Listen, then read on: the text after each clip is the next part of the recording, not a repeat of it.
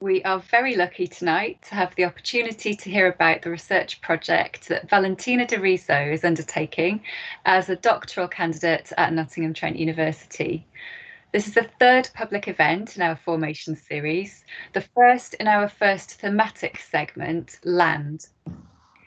Formations includes talks, workshops, small group creative writing sessions with the Postcolonial Studies Centre's writer-in-residence, Eve Mackis, book launches, art commissions, conferences, and other events which all aim to invite audiences to engage with the decolonising agenda and with Black Lives Matter and Black History Month as a concept. In November and December, events focus on land to consider dispossession, belonging, and the environment. In this evening's event, Valentina de Riso will deliver a talk which focuses on the context of Indigenous-settler relations in Canada and considers the ways in which settler colonialism damages the land and people's relationships to it through exploitation and policies of assimilation, dispossession, and forced relocation aimed at erasing Indigenous identity. Drawing from Lee Maracle's novel, Celia's Song, and from Indigenous philosophies of relationality that posit a complex system of relations between peoples and more than human beings, animals, plants, ecosystems, Valentina explores how restoring sustainable relationships to the earth is crucial for establishing and maintaining peaceful relationships between Indigenous peoples and settlers in Canada. Valentina de Riso is a Vice-Chancellor Scholarship PhD student at Nottingham Trent University. Her research project focuses on contemporary literature by Indigenous women of Canada and explores its pathways towards resurgence and reconciliation and the role of subjectivity and imagination in resistance in the context of Indigenous settler relations. Just a quick note on how the session will work practically then. In a moment, I will hand over to Valentina de Riso, who will deliver a talk of around 40 minutes. At the end of Valentina's presentation, I'll be able to pose 2 or 3 audience questions. So if you'd like me to ask a question for you live online, please send it to me by email using the email address that you'll be able to see at the bottom of the screen, formations@ntu.ac.uk. We will then invite you to join us for a more informal discussion using the separate link that you've received. You can also see this link on the YouTube page that in the description below the screen. If you email me but I don't have time to ask your question live online, please do save it to ask in the discussion later. The discussion is an opportunity for everybody attending to ask questions and offer thoughts and comments and to socialise. We expect the whole of this evening's event to last around an hour or up to an hour and a half. So I'm delighted now to invite Valentina de Riso to talk on Indigenous settler relations in Canada and land-based reconciliation in Lee Maracle's Celia's Song.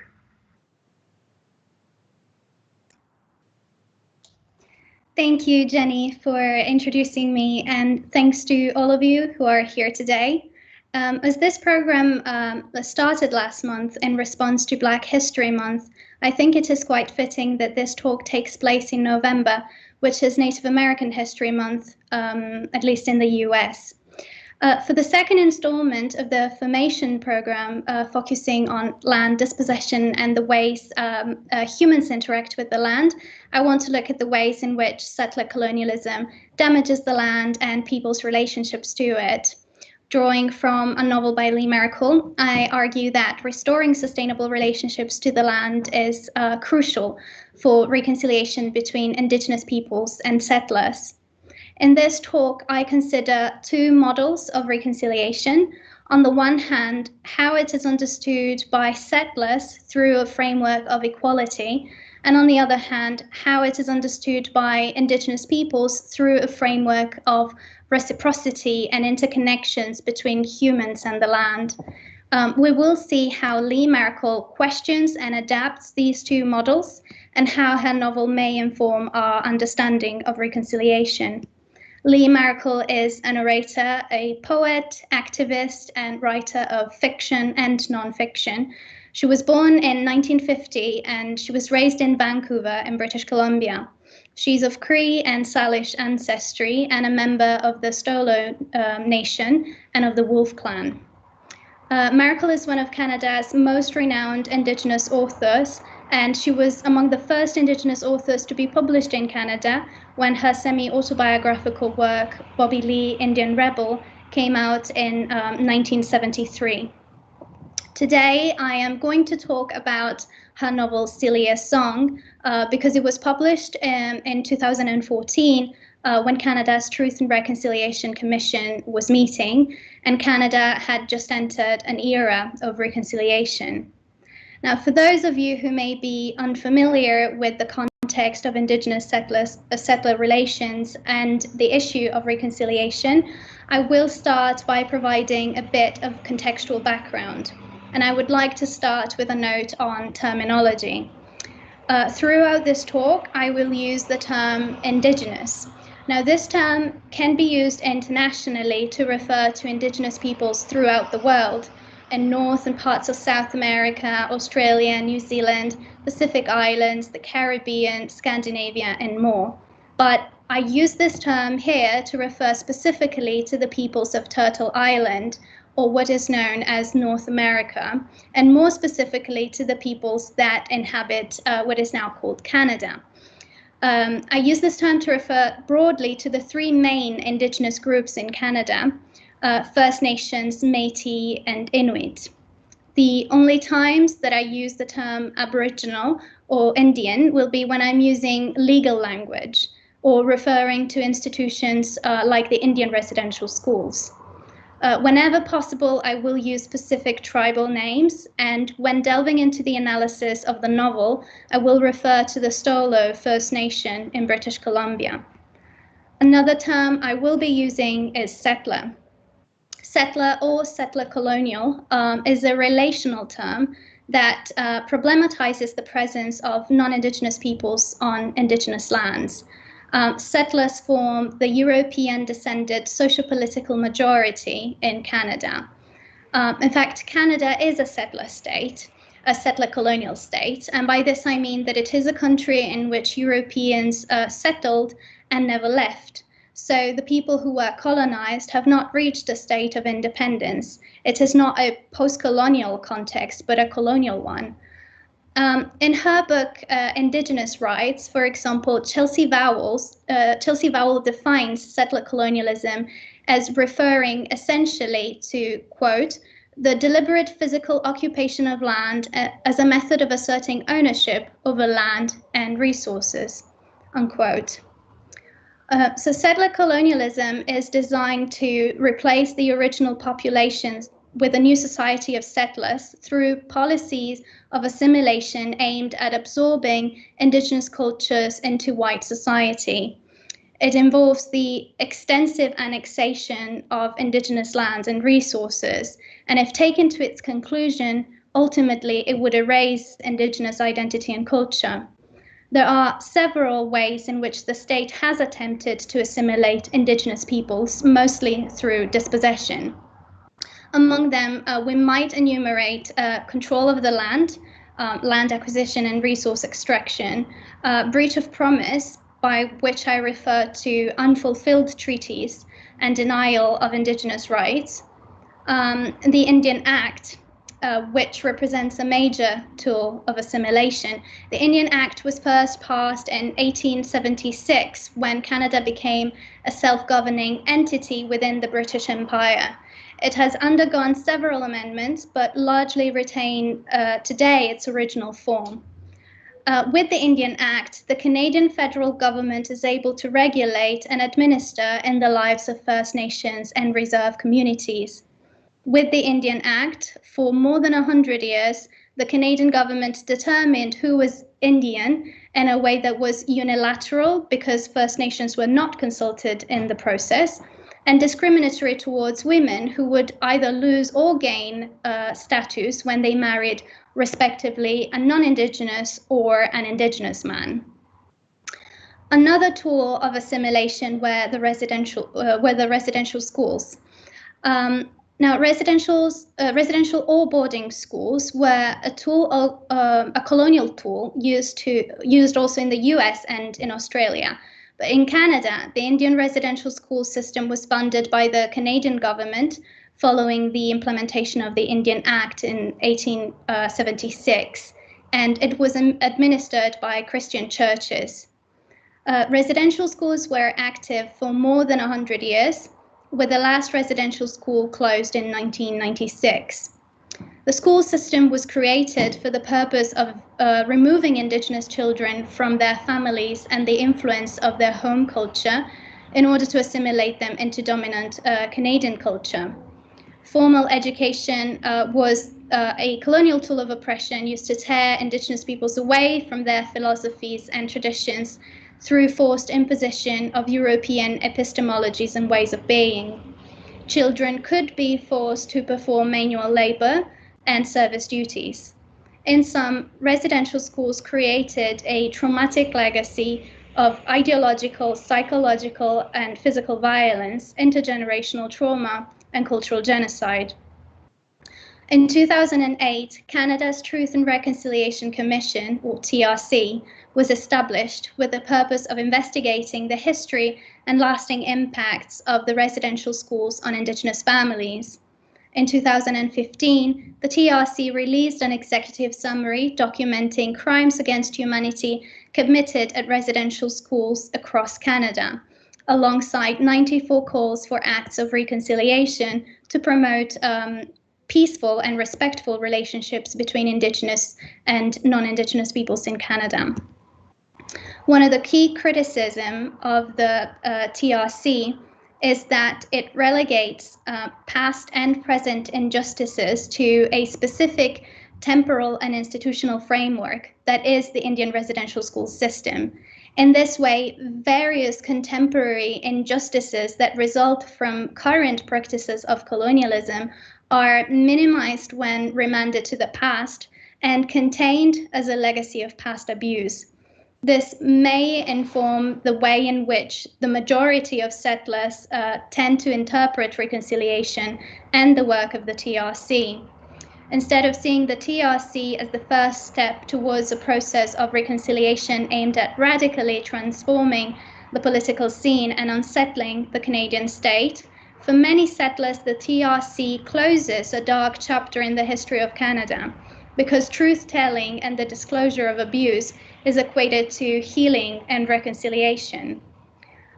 David MacDonald, who has studied the way that settlers understand reconciliation, has noted that, quote, "The most popular ideas of reconciliation are framed as closing gaps, making Indigenous peoples equal with settlers, and working to create a shared vision of a harmonious future," unquote. Settlers then equate reconciliation with equality and interpret it via a liberal framework. Now, this framework promotes principles of respect and equal opportunities, but ultimately it ensures the continuity of the settler state, and it does not require settlers to acknowledge themselves as such. In this model, reconciliation fails to successfully transform unjust relationships. Instead of being a means of restitution, it becomes a means to reconcile Indigenous peoples and settlers to the status quo. This is different from how Indigenous peoples envision reconciliation. Anishinaabe scholar and writer Leanne Simpson suggests, quote, "For reconciliation to be meaningful to Indigenous peoples and for it to be a decolonizing force, it must be grounded in cultural generation and political resurgence," unquote. This requires transformation and new political arrangements, and recognizing the settler state as a colonial creation that continues to oppress Indigenous peoples, and the restoration of Indigenous lands, cultures, laws, languages, and governance traditions. So for Indigenous peoples, reconciliation is about restoring relationships damaged by colonialism, and it is inextricably linked to territorial autonomy and the rights of self-determination and cultural resurgence. However, this is far from the colonial realities of today. In the first slide, if we can have it on now, are some examples of Indigenous resistance against ongoing exploitation of the land and denial of Indigenous rights. In this slide, I have included an Instagram post shared by Tanya Tagag, an Inuk throat singer and author. The post includes some links for donations if anyone is interested in supporting Indigenous land defenders. I also include a short list of other accounts that offer Indigenous insight in this context. So in 2020, the following events have been taking place. In Mi'kma'ki, Nova Scotia, in September, non-Indigenous commercial fishermen have attacked Mi'kmaq fishermen exercising their treaty right to fish lobster for a moderate livelihood. Non-Indigenous fishermen have harassed Indigenous boats, cut their traps, and destroyed their catch.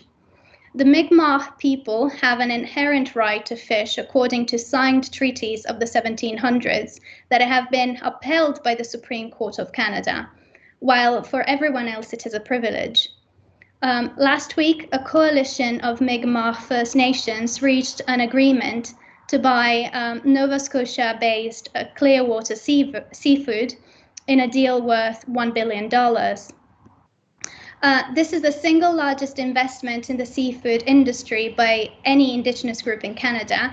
However, this is purely a commercial venture, which is separate and does not resolve the issues over moderate livelihood fishery, and the Mi'kmaq remain committed to exercising their treaty rights. Moving on, in Wet'suwet'en territory in British Columbia, chiefs and allies have been fighting against the Coast GasLink pipeline that is being built on their traditional territory. The Indigenous peoples of this territory never ceded their land, but the government continues to grant licenses to industrial projects, including logging, oil and gas, and pipelines. In Secwepemc territory, also in British Columbia, there have been protests against the expansion of the Trans Mountain Pipeline, which would impact Indigenous peoples' land, their water sources, and their wild salmon population. In an effort to block the project, protesters have built camps along the pipeline's path. In Kanesatake in southern Quebec, the municipality of Oka has proceeded with an archaeological dig without prior and informed consent by the Indigenous peoples of this territory. For the moment, Indigenous opposition has led to a temporary halt. In Algonquin territory, also in Quebec, the Algonquins of Barrier Lake are demanding a 5-year moose moratorium on hunting for sport because it destroys the moose population. Moose is important for the Algonquins of this area as one of the main food sources. Like fishing, hunting is a treaty right for Indigenous peoples, but a privilege requiring a permit for anyone else. Yet sport hunting continues to be allowed in this area. And in so-called 1492 land back lane, Haudenosaunee land defenders from 6 nations of the Grand Rapids have been peacefully reclaiming land along the Haldimand Tract in Ontario. The Haldimand Tract was land given to 6 nations in 1784, but the Canadian government has proceeded to unlawfully sell the land to developer Mackenzie Meadows. Protests have often been dealt with violence, as police have begun arresting both protesters and allies. So this is far from reconciliation, and I believe it is clear from these examples how sustainable reconciliation of Indigenous and settler peoples with the living earth is crucial. From an Indigenous perspective, the urge to connect with the environment is communicated through expressions such as land back and all our relations. If we can have slide number 2 now, thank you. I include here a couple of resources for anyone interested in looking further into this. I want to briefly mention that Land Back is a slogan, a political project, an expression found in songs and writing, It is an effort to denounce the colonization of land and appropriation of land resources and erasure of Indigenous identity and culture, but it is also about coexistence. It encompasses a complex web of ideas, from restoration of territorial autonomy to land claims and self-government agreements, to a call for environmental stewardship and protection of the land. Land back is not only about the land, but also about reconnecting in meaningful ways with what colonialism attempted to destroy. Land back is linked to Indigenous philosophies of relationality and environmental sustainability that are contained in Indigenous languages and are derived from environmental teachings of how life on Earth is self-sustaining. I want to emphasize at this point that Indigenous philosophies are also variegated, and specific groups have specific understandings that do not necessarily fit into a homogeneous definition. But broadly speaking, we could say that Indigenous philosophies of relationality envision a complex system of life-sustaining relationships in which humans are related to non-human beings. Animals, plants, bodies of water, ecosystem, but also rocks, storms, the stars, as well as to other humans, alive, dead, and yet to be born. In this relational paradigm, connections expand both temporally and spatially. This is conveyed by Maracle, who says in interview, quote, "I stand between my infinite grandchildren and my infinite grandmothers. The farther backward in time I go, the more grandmothers I have. The farther forward, the more grandchildren. And I am obligated to that whole lineage. This lineage holds up the spirit of all things, trees, flora, fauna, human," unquote. In Celia's song, Maracle suggests a complex system of earth relations through a series of juxtapositions, mythic, social, and individual, collective, and human and non-human. So as we move on to the analysis of the novel, I want to consider what literature may offer to wider discussions of reconciliation.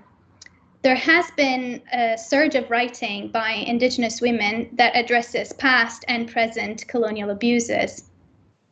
And many of these texts were written in response to the tide of emotions and memories that arose as the truth and reconciliation process unfolded.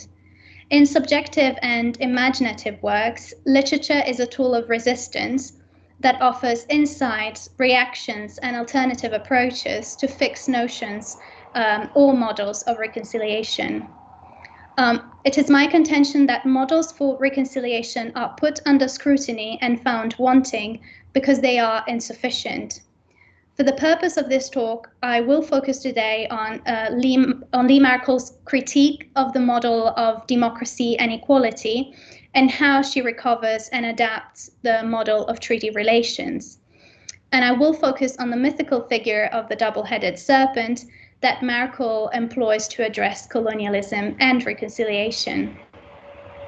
Now, several elements in the novel and the context in which it was produced suggest that Celia's song may be Maracle's response to the work of the Truth and Reconciliation Commission. Maracle dedicates her novel to all those children who were removed from our homes and who did not survive residential schools. Celia's song takes place in Nuttanooth and Stolo territories on the North Pacific coast of Canada.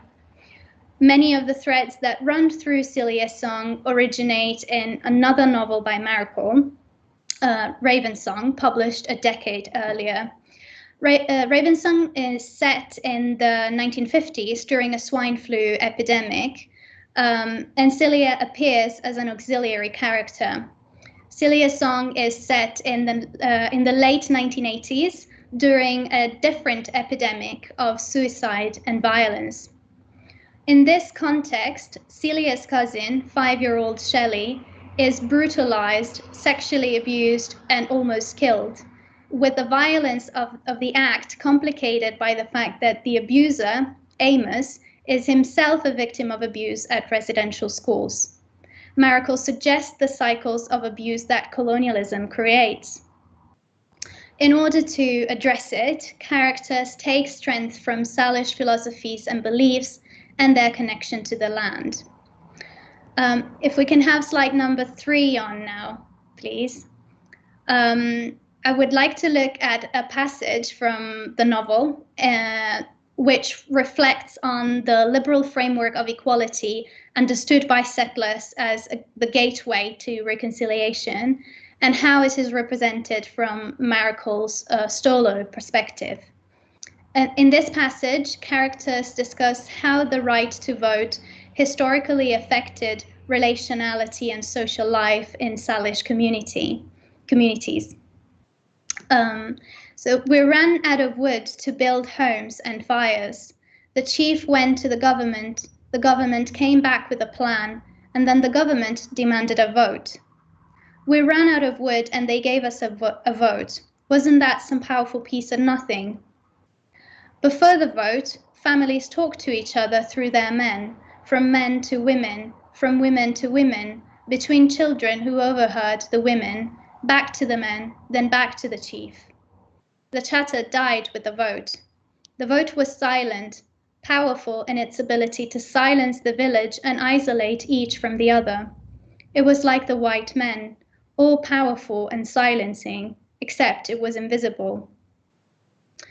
So Celia's song intervenes in ideas of social progress and change. In 1960, the Canadian Parliament granted all registered First Nations the right to vote in federal elections. But in Celia's song, the family discusses how the vote followed a prohibition law that banned access to mountains to gather wood for building houses. And it was this circumstance and complaints made by Indigenous chiefs that led the government to demand the vote in exchange for houses being built. So in this context, voting loses its associations with freedom, participatory democracy, and the cooperation on which it is usually understood to be funded as a civil right. In this instance, Maracle shows how the right to vote serves the status quo and is used to supersede Indigenous claims to land and autonomy. A liberal framework of equality and civil rights is problematic if Indigenous peoples and their sui generis rights to self-determination continue to be suppressed. Maracle's novel is set in the past, but the risk of applying unquestioned liberal notions of equality in matters of Indigenous-settler relations remain a pressing concern. In Celia's song, the vote is a tool used to silence and atomize the community, and it precipitates the Indigenous community into crisis. The significance of the setting in the late 1980s is that this is a period of change in which crisis is impossible to ignore. These years were marked by Indigenous activism and protest for the rights of self-determination and territorial autonomy. It was only after acts of Indigenous resistance, which culminated in landmark events like the opposition to the Meech Lake Accord in 1987 and the military mobilization during the Oka crisis in 1990, that the government was forced to begin discussion of the long-term effects of residential schools and violence against Indigenous women in public spaces. In Celia's song, these concerns are represented, for example, in Amos, who suffers abuse at residential schools and reenacts it against Shelley. But the character that embodies violence and the force of colonialism most tellingly in this novel is a double-headed serpent, an archetypal symbol of crisis and the eternal dialectical conflict between opposing rationalities and moralities. The story of the serpent weaves in and out of Celia's tale and takes place in a mythical dimension seemingly outside of time, because the serpent exists simultaneously in the past and in the present, and it moves cyclically across time. The novel opens with the story of the serpent, which, carved at the entrance of a forgotten longhouse as its protector, comes to life. The serpent is exhausted by waiting for humans to honor their promises to feed him and acknowledge him with songs and ceremony. Outraged over a contract breached, it rips itself off the longhouse, slips into the sea, and heads to the village to hunt. The havoc it sets loose is equated to Amos's abuse of Shelley. These two moments of crisis mimic the double exposure of the mythical and the social upon which Maracle builds her novel. Now, the serpent is part of an old Stolo story in which it signals the beginning of war. In the novel, it acts as an emblem of colonial history and of unsustainable relations between indigenous peoples and settlers in the present. Maracle has spoken in interview of how, by electing to write fiction, she can return to an old story and, quote, tell it like it's happening now, so people will continue to grow and learn from it, unquote. In the context of settler colonialism, a sovereign story is made the rule at the exception of others. The colonial moment is magnified and becomes the central authority determining reality, and history becomes the history of colonialism. But Maracle restores the colonial encounter, starting from the indigenous story of the serpent, and recovers what she calls stories of implosion, which narrate how indigenous peoples have traditionally dealt with crises. Such stories constitute survival mechanisms that policies of assimilation were meant to destroy. Maracle has spoken of how residential schools separated indigenous peoples from those stories, and it was for this reason that she decided to write from those stories and to start with the story of the double-headed serpent. In my reading, the serpent allows for a portrayal of colonialism that foregrounds its disruptive potential, yet also reduces its authority. On one hand, the serpent represents colonialism, but on the other hand, it also exists beyond it. The serpent provides a mythical explanation of the material effects of colonialism, forced relocation, the outlawing of spiritual practices, exploitation of the land, abuses suffered by children who are abducted from their homes and forced to suppress their language and values, and the everyday violence of racist misogyny. Now, all this leads to psychological and emotional trauma that accumulates over generations, manifesting in alcoholism, drug abuse, incest, suicide, and murder. The serpent feeds off this crisis as he, quote, crawls around looking for food. He lurks in the shadows behind bushes wherever he hears the shrieking sound of rage or desperation. He knows there will be a meal. Once swallowed, he will consume courage, unquote. The serpent is used to explain, for example, Amos's desires and Stella's addictions and neglect of her daughter Shelley. Significantly, the serpent does not spare settlers and feeds off a pig farm owner who subsequently kills and mutilates a woman, and whom readers may associate with the serial killer Robert Picton. In this way, the serpent also foregrounds how coloniality dehumanizes oppressors as well as the oppressed in different ways. Now, that said, the serpent exists beyond coloniality. It is a figure that emerged in pre-contact stories. And while in Celia's song there is grim acknowledgement of the material effects of colonialism, I would argue that Maracle is less concerned with representing the extent of colonialism and more with recovering the stimulus for transformation as expressed in Salished stories. By employing the serpent as a symbol of crisis, Maracle stresses imaginatively and symbolically what she has asserted in interview, namely that, quote, the history of this country is not made up of conquest. It is thousands and thousands of years old, unquote. The nature of the serpent and its cyclical appearance at the origin of time and at the time of Celia's story suggests that colonialism is an ongoing crisis in a series of crises. James Tully argues that the coevolution of life on Earth has experienced many successful and unsuccessful cycles of crises and reconciliation, and that the history of relationships between Indigenous peoples and settlers can also be seen in terms of these cycles of crisis reconciliation. Maracle's double-headed serpent similarly incorporates war and peace, chaos and balance, conflict and reconciliation. It symbolizes the interrelationship of seemingly opposite forces that give rise to one another, and the idea that reconciliation requires constant negotiations. In this way, Maracle also emphasizes the present crisis of unsustainable relationships with the living earth as the context within which unsustainable relationships between Indigenous and non-Indigenous peoples can persist.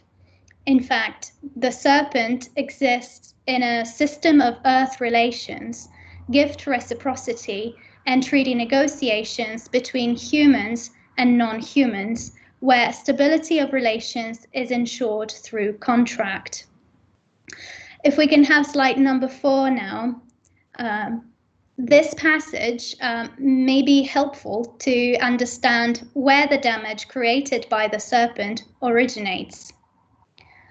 Before the storm, the serpent protecting the house front hung by a thread. No one had fed or acknowledged him.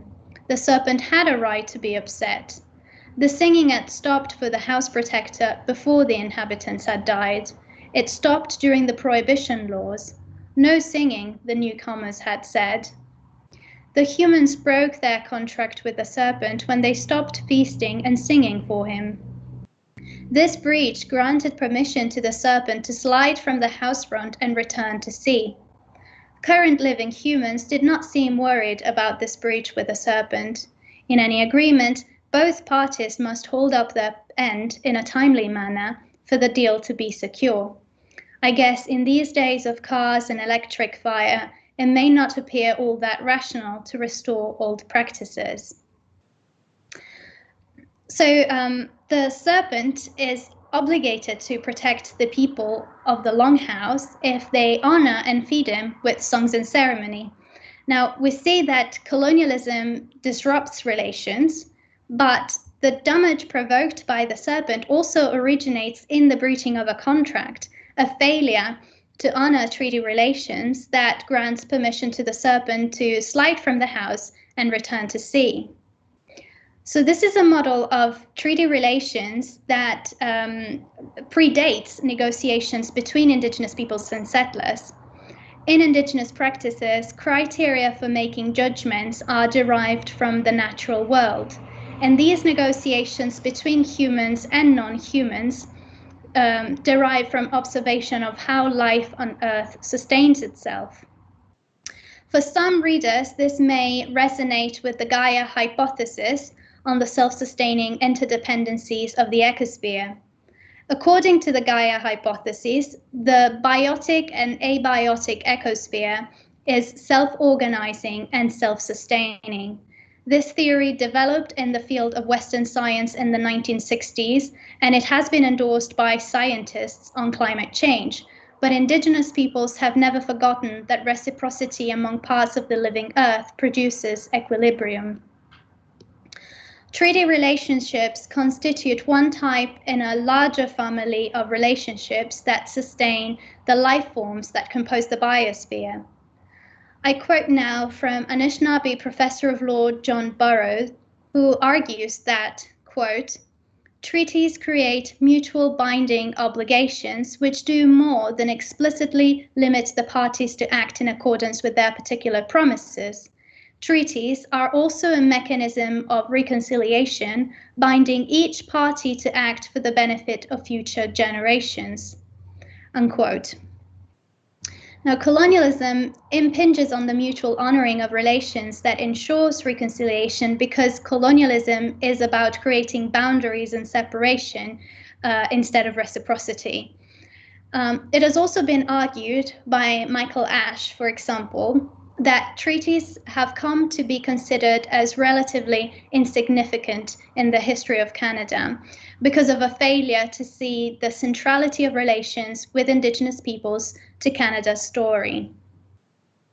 Now, by pointing to treaty negotiations as a system of reciprocity in fiction, Maracle suggests ways of understanding treaties that differ significantly from how they have been discussed historically and from the discourse in which they are usually contained. The Serpent serves to remind readers that if treaties and relations are honored and principles of ecological sustainability restored, reconciliation may be a possibility in the long term. However, I do not propose solutions or simplistic models of reconciliation, nor does Maracle. In Celia's song, Maracle suggests the potential for a model of reconciliation that is rooted in reciprocity, mutual honoring, respect of treaties, and the resurgence of Indigenous relationships with the land.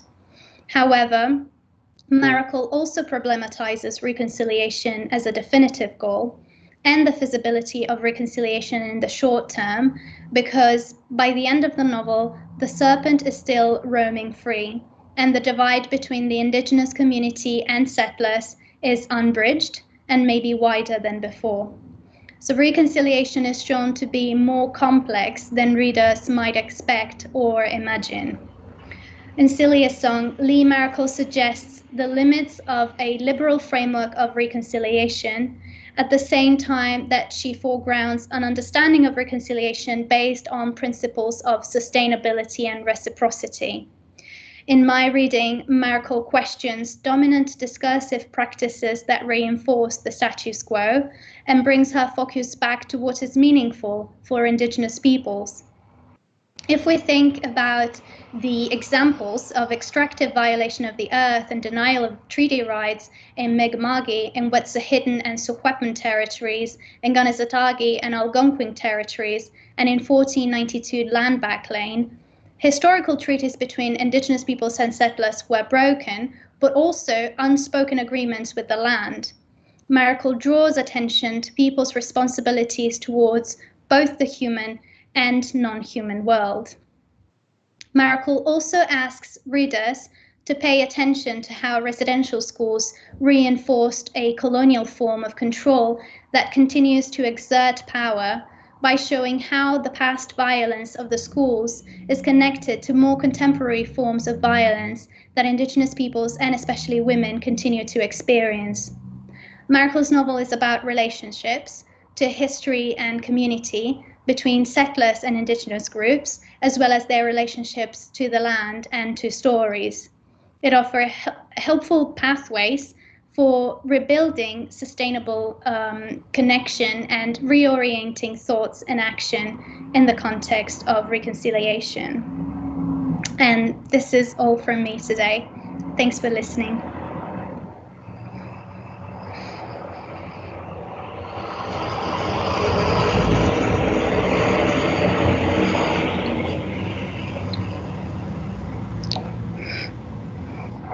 Okay, thank you. That was a fantastic talk. Thank you so much, Valentina. I've just got a couple of questions from the people watching us tonight. The first one's quite a practical question. You've been asked about the fundraising and the activism that you mentioned in your contextual part of the talk. And the person asking the question wants to know, are the writers involved in this activism, and do they see themselves as activists? Well, some of them, yes. For example, Maracle, she is an activist. Some others do not necessarily perhaps identify themselves as activists, but I think that they do not need to in order to promote Indigenous resurgence and reconciliation. The fact itself that their writings are resistant narratives, it's decolonizing and an activist in a way. I think. Thank you for the question. And we have some colleagues from Brackenhurst, from our Brackenhurst campus, watching tonight, who teach and research in things like wildlife and geography and animal sciences. And they wanted to know more about the animals represented in either this novel or in other works by Lee Maracle or other works that you've been reading. This is an interesting question. In Celia's song, for example, animals, most of the time it's mythical figures that take animal form. For example, in Celia's song, the main narrator is a mink. But is also a shapeshifter. So obviously it can change. And I'm thinking in Raven's song, also by Lee Maracle, another narrative voice is that of Raven. Raven is the transformer, or also known as the harbinger of transformation. And in Raven's song, Maracle writes that Raven sings when the world is amiss. So it links back to those cycles of crisis and reconciliation. So very often as well, for example, in this text, in Celia's song, mink and the serpent are they are referred to as he. There's a gender associated to them, while, for example, Raven is a she. And there can be many reasons for this. Maracle has not spoken about this. But on one hand, I do think that it may be related to how Maracle has spoken about Stolo society, where men are seen as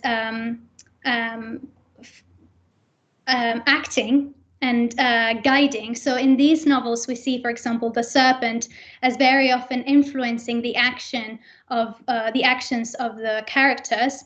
But the responsibility for really laying out the path is Raven's. Ravens can change the world. So I think that's quite, I do think there could be a relation with how she has spoken about gender roles in Stolo society. I do not wish to fix people's or animals, for that matter, into roles, but I just thought that was quite something. It just interested me when I came across it. Yeah, it's fascinating, and I'm really glad this question's come up as well, because I was wondering also, are the animals represented as animals, or are they personified? Are they characters? Do you get to hear about the way they live on the natural world and the environment through the description of animals? Mostly it goes back to those interrelationships. So, for example, when there are maybe descriptions like in the mountain and how things are interrelated and how things work in the mountains, and it's not just the animals but also the plants and even the rocks. So very often I'm thinking now of another novel in which sometimes even inanimate beings are referred to as people. So the stones, for example, are the stoned people. So they are personified, but I think this is linked to how many indigenous peoples view non-human beings as sentient beings and agential beings and knowing beings. Yeah, I'm thinking of Kim Tolbert, and I do recommend reading her texts if you're interested in relationships between humans and non-humans. It's very interesting. Okay, fantastic. Well, this has been wonderful insight into your research project and into this kind of body of work and the context as well. So thank you so much for sharing this research with us and for spending this time with us. And in a moment, I'd like to invite everybody to join us in the other meeting in Teams. So please do go over there, go to the link that we've provided you with and have a more relaxed conversation. Come and speak to Valentina about her research and about the literature. And thank you once again for joining us.